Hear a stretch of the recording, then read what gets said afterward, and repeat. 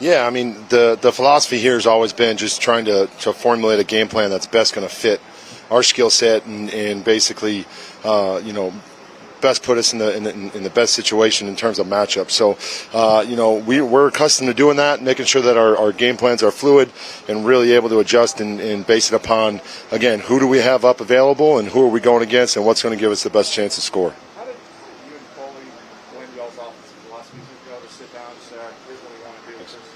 Yeah, I mean, again, it's each year's different. So once we got through the first, whatever you want to call it, week, 2 weeks of training camp, you kind of get a feel for what the identity of your team's going to be. And even going back to the first time I interviewed with Coach Cully, he made it very clear that he wanted to make sure that we had a very tough and physical football team. So we're gonna do what we can to make sure this team reflects the image that he wants. And yeah, our guys are doing a good job putting in the work to get that done. How do you blend, being able to mix things up at times where it seems like a spread kind of scheme, but also being a power team? Yeah, I think it's becoming more and more common when you look at some of the different schemes that have been run throughout the league. So yeah, we've got a lot of smart coaches on our team that have run a lot of different schemes, and everybody has good ideas. So again, like we said earlier, we're going to figure out what fits our team best.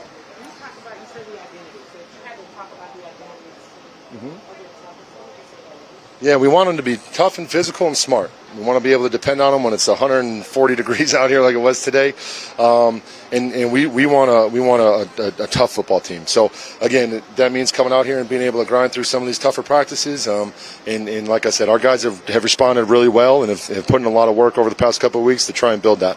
The week left before the final cut, you talked about running game and how the tight ends are involved. Mm-hmm. How do you all balance selecting players, tight ends, fullback, carrying a fullback, that decision? Yeah, it's all. A lot of it goes, comes into, special teams. Obviously plays a big part, especially with guys in that role. And then who's been playing well, and again, who's gonna on game day put us in the best spot to go out there and be successful and run efficient plays and continue to move the ball and score points. What have you seen from Paul so far? I mean, he's done a good job being physical. He's done everything we asked today. We're out here and he's running different positions. He's smart. He works his butt off. And yeah, we're pleased with Paul, and he's done a really good job for us. Tim, you talked about we always hear players talk about the improved culture that's been around this organization. For what you have experienced, can you just talk about the improvements of the culture and what that means for you personally as a coordinator here? Yeah, I mean, I would say that the guys that we have in this locker room right now, they're doing a great job coming to work every day and being professional and working hard and really holding each other accountable. So, again, it's early, but we're pleased with where we're at as far as that's concerned, and hopefully we can continue to take strides in that area. How has that impacted you as a coordinator? I mean, obviously there's an impact with the culture and the attitude of the team all the time. So, I mean, it's impacted me, but I would say I still come to work every day and try to do my job as best as I can. Can you talk about what you want to see this weekend in this final preseason game? Yeah, first and foremost, want to see our guys come out there and play hard. It's going to be good to come out and play in front of our home fans, and go out there and execute and really just let the offense work for them. In the preseason, it's a little bit different than the regular season, obviously. So we want to make sure that our guys are able to come out here, execute, play fast, and go out and make plays. This year you'll be going up. You'll have a running back group by committee with the guys that you have in the backfield. Can you just talk about having a running back by committee, how important that is for the game plan versus when you only have one primary running back? Yeah, I mean, ideally you want to be able to run the ball to win the game at the end. So what that allows us to do is that when we get in those situations, we're able to have fresh backs with fresh legs come in there and continue to keep throwing different looks at those guys. And like I said, we're very lucky to have those backs, the type of players, the type of men they are. They're doing a great job leading not only that room but being strong voices in the offensive room. So again, hopefully we can go out there and play well on Sunday and they can go out there and make some plays for us. Thanks, Coach. Thank you, guys.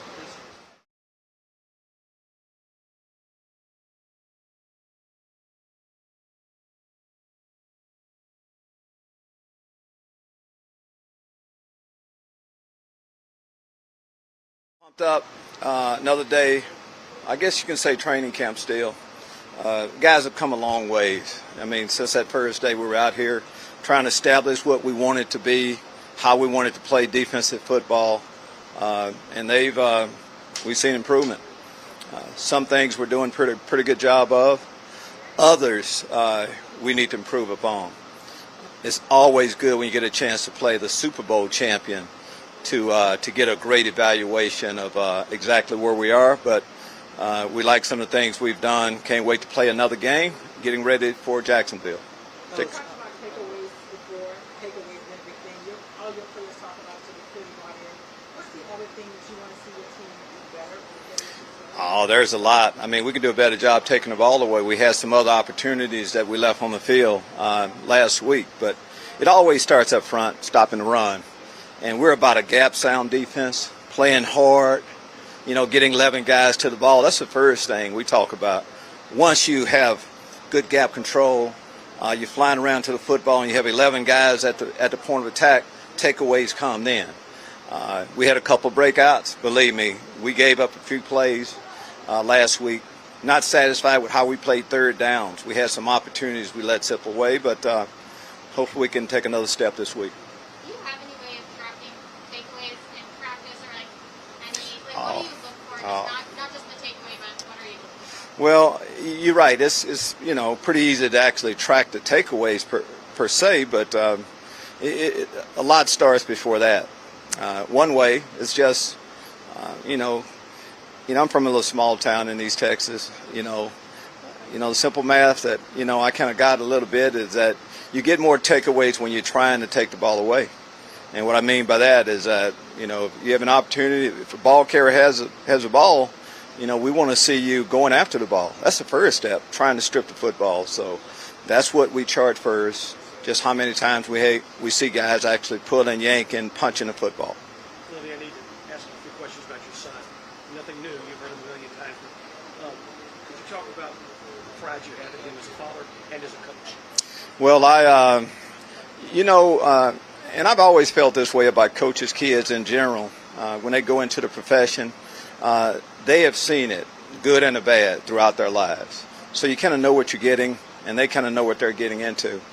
As a father, it's just great I want to be around family as much as possible and get a chance to work with them. I'm a football coach that's pretty much 24/7. And when you have your son on the staff, you can talk football pretty much year-round, every day, every night, and that's what's expected. So that part has been a lot of fun. He says he never called you dad on the football field. You mean Coach Smiles calling me?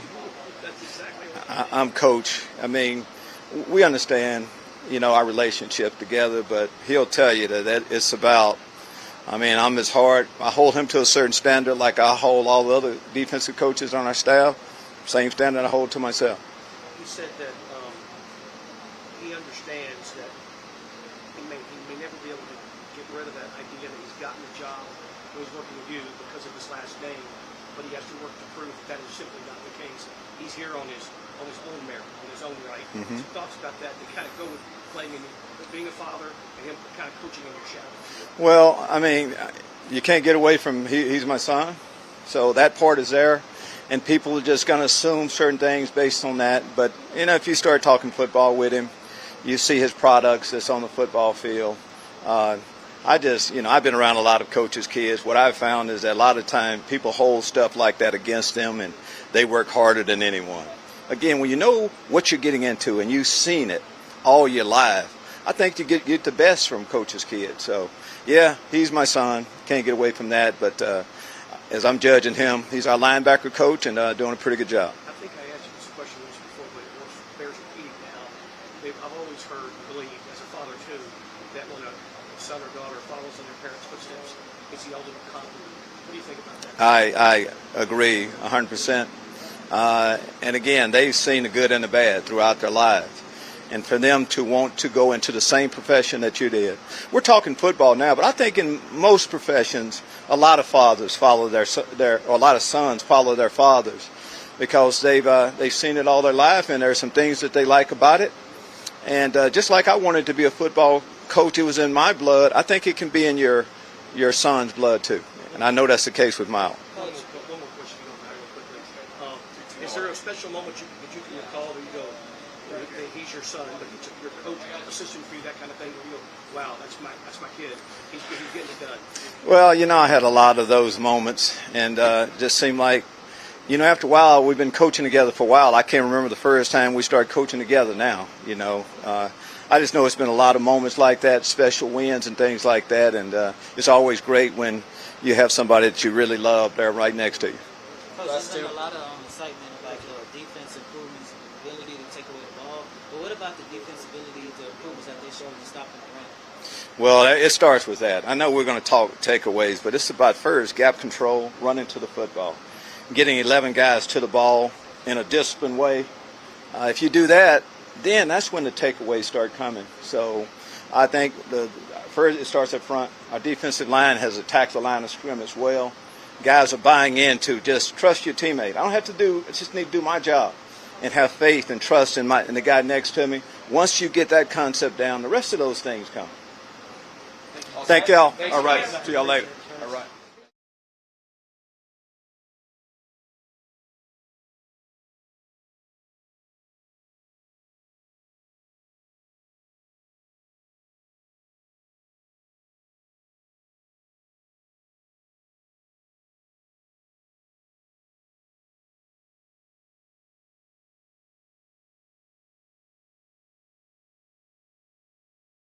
And can you just talk about, what are your first impressions of Davis Eaton? Well, I think we're past the first impression stage, but I'll say that our unit as a whole, we're still a work in progress. Our guys are working hard to master our system, as well as to just get a better gauge and feel for just the continuity that's necessary to complete balls to the guys in our other skill positions. Can you talk about, to the naked eye, I'm talking about media, so you just look at the things we see from a different distance. As a coach, what are you looking for every day to gauge improvement with your guys? Yeah, we're looking for continued progress. And I know that seem somewhat vague, but I think, ultimately we have a game plan each day when we come out onto the practice field. And it's our goal to execute every play and ultimately, just accumulate enough plays in a practice and a game that's going to give our team a chance to win a football game. Can you talk about the value of just how important it is for a young guy to get more and more reps with the I think it's very important for not just young players, but even veteran players to really ramp up reps and get reps the closer we get to the start of the regular season. Even today, I mentioned to our group that we have to really value what I call the grassroom time as much as we do our classroom time, because we got to develop the muscle memory that's going to be necessary for us to go out and play winning football on game day. What's been the thing that you've seen in terms of the most growth, the area that you've seen the most growth with your group? Just continued ability to manage our system, all right, to manage the audibles, the checks, possibly at the line of scrimmage, as well as just continuing to work to have a better understanding of NFL defense and our opponent's defense going into a game. You had an opportunity to work with Tyrod Taylor back in Los Angeles in the last season. Right. What are some of the intangibles that you saw from him last year that carry over to Houston this year? Just the consistency in his preparation. A big part of playing any position in the National Football League is your ability to go out and really compartmentalize the game plan, as well as have a strategy that's specific to each opponent. He's so comprehensive and consistent with this preparation that he gives himself a chance to go out and play winning football on any given Sunday. I'm sorry if you already answered that, but you obviously were up close with Tyrod in LA and stuff. What do you think about him made him kind of the right fit to be the quarterback for this team with so many new guys and kind of no established leaders on the team? Well, I think when you look at his tenure, just the longevity he's had in a league that you typically don't have, guys that accumulate that amount of experience, I think that speaks for itself. Yeah. And that's just a testament, once again, to the professional that he is and the way he prepares himself. When was the first time you knew about Davis? Was he in high school? It was. Yeah, it was. I first had a chance to evaluate and watch Davis when he was in high school, and it's just a coincidence that now we have the opportunity to coach and work with Davis and try and prepare him to play winning football. So I don't know if you already answered this, but have you guys officially named Tyrod the starter? Has there been any sort of this is the start? I mean, obviously we can see by the reps and all of that. Has there been a official announcement to the team or to him? Well, at no point in time will I be the one that named the starter, so I don't have an answer to that question. Hey, Coach, really quick. You being quarterback coach, you had an opportunity last year, of course, to develop Justin Herbert. Can you just talk about how important it is just for these guys, like the young guy, like Davis Mills, to just have time in order to reach their full potential in this league? Yeah. I think time on task is paramount. I think not only the time that you spend watching film, but the grassroom time.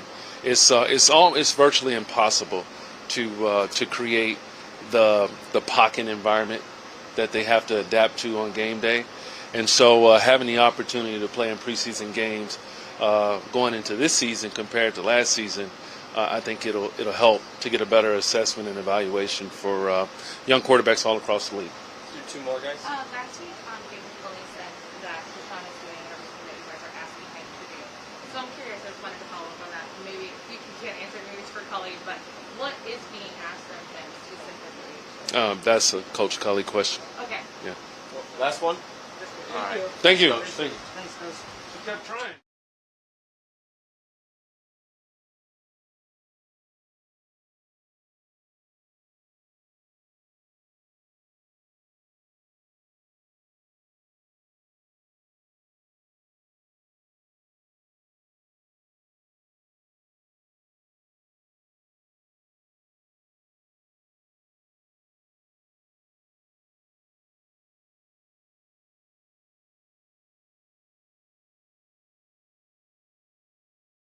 How you like him? I like him everywhere, to be honest with you. I mean, he's a fine athlete. He's very smart, very intelligent player, and I've enjoyed having him, be able to be flexible. He was saying that Justin Britt's helped him a lot because Justin had a similar situation. He was the right tackle for the Super Bowl team. Yes. And he left guard. Yeah, and I think, when you are asked to do something and change, you always have questions in your mind, and it's just to make sure that we're covered in all areas on a game day basis and things like that. And it's important to find the best five in the best position, and that's what training camp's for. With Charlie, you see the improvement. We've been talking about that. You say I know you worked here with him last year with Charlie. But are you seeing that improvement that you're talking about? Oh yes, I have. And then he, the kid's put good weight on and worked his tail off in the weight room and done those things, and so it's paying off for him. He's doing well. Coach Cully talked about competition and how that's good. Can you talk about how that's going The whole group. Well, I mean, when first off, they have to be smart enough, and they are. They do a really good job, man. I mean, with concepts and understanding the why of plays. So, if I were to go and step over there and do what you do, I would be lost, right? Because I don't know how to do an interview. They know how to do interviews within each other, so they can rely on their, the conceptual learning, so we can move people around. And I think that flexibility has shown that you can put a guy here, put a guy there, and they move forward. Not all the combinations have come out in the preseason games because there's only limited reps. But in here, it's not only with the team reps, it's also like we're doing individual. So I might do a double team with this fine gentleman, then you and I do a double team on him, and you never see that. And that's what's impressive with these kids. And I think Coach would admit to that because this head coach walks around and watches drills. You know what I mean? So when a head coach comes around and watches drills, that shit, oops, blink, that stuff, sorry, god dang it, that stuff, it goes up. You know what I mean? So it's good. I guess got double teams, so you guys got me there. What's that? So you guys just double team, so it's a good double team. What's a good double I team? was joking. You guys just double team. Oh, yeah, I got you. I'm sorry. I'm kidding. I'm sorry, I didn't. LT, would she get him back out there? What kind of tackle do you have with LT? He's athletically gifted, obviously, and the thing about it, when he's at practice and he got the setback, with the stuff there, he is highly competitive. I mean, he frickin' goes now, and He's explosive, foot speed. He has all the intangibles to be a really, really good player, and looking forward to getting him back. Do a couple more. You know, with Titus Howard switching over to the left guard, are you guys just a little bit concerned that the right side of the offensive line might be a little bit vulnerable since that switch? Not at all, and he hasn't made a switch yet. I mean, we've been pressing him there. He presses at left tackle. He's got some at right. Just you may have missed a couple of those days, but that roster and this lineup is not what it is until Coach Culley says it is, and that won't happen until Sunday against Jacksonville. And there is still one more game and 2 practices to prove where the whole thing fits in its piece. So it's exciting. The guys in the room know it's competition. The nice thing is about this room, they're not competing against each other. They understand that if we collectively go out, do our job, everybody's going to look good and everybody's going to shine. So, the one thing that they've done a good job, we've asked them, make it hard on us. Make it hard for recommendations and those things. But ultimately it comes down to Coach Culley, and when he announces a starting lineup, that's a starting lineup. James, as far as Marcus Cannon and Lane Taylor, Uh-huh. so they'll be back and practicing guys. What do you see for those guys and how the players are, what they can add? I mean, they're 2 experienced football players, and one has a bunch of rings, and when you add that type, people to the mix, we expect good things to happen. And again, just excited to get them back whenever that is. And I don't know the time frames from that, obviously, but we'll welcome them back then. Last one. All set. Thanks, guys. Yes, ma'am. Nice to meet you. Yep, I'm James, by the way.